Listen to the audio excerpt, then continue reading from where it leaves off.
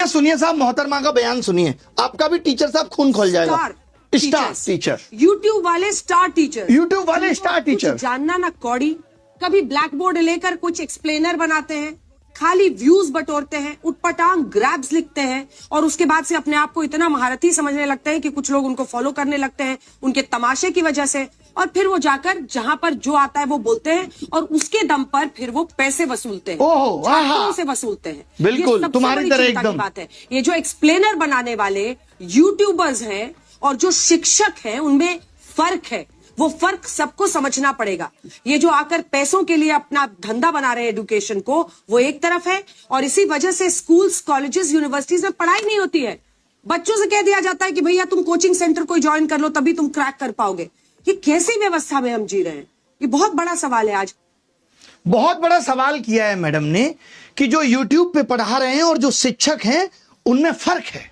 वही शिक्षक जिन्होंने OSM में कितनी गड़बड़ियां की हैं, उन्हीं शिक्षक की बात हो रही है। यूट्यूब का टीचर हम जैसे तमाम लोग जिन्होंने लोगों को पढ़ा करके सरकार के अंदर भेजा। सोचिए, वो मैडम कह रही है कि फर्क होता है। फर्क मैडम रियल मीडिया और आपके जैसी चाटुकारी मीडिया में भी होता है। पता है आपको, यह समझना पड़ेगा। जिस तरीके से आप कह रही ना व्यूज के लिए, आप TRP के लिए किस तरीके से स्टूडियो के अंदर घमासान कराती हैं वो दुनिया ने देखा है कि कोई लॉजिक नहीं, सिर्फ उलूल जुलूल बातें। ये पत्रकारिता है तुम्हारी।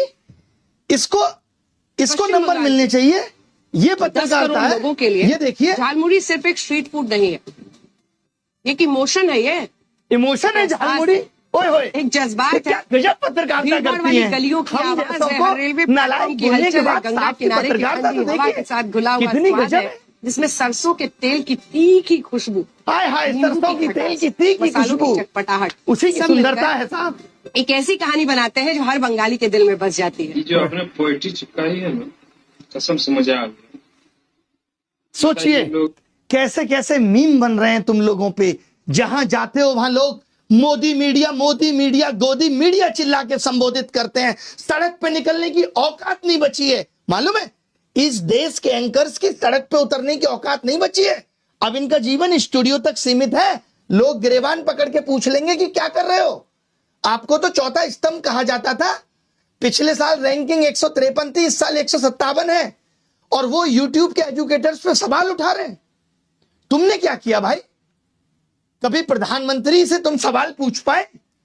56 इंच सीने के सामने तुम्हारा सीना तो आधा इंच का भी नहीं रहा।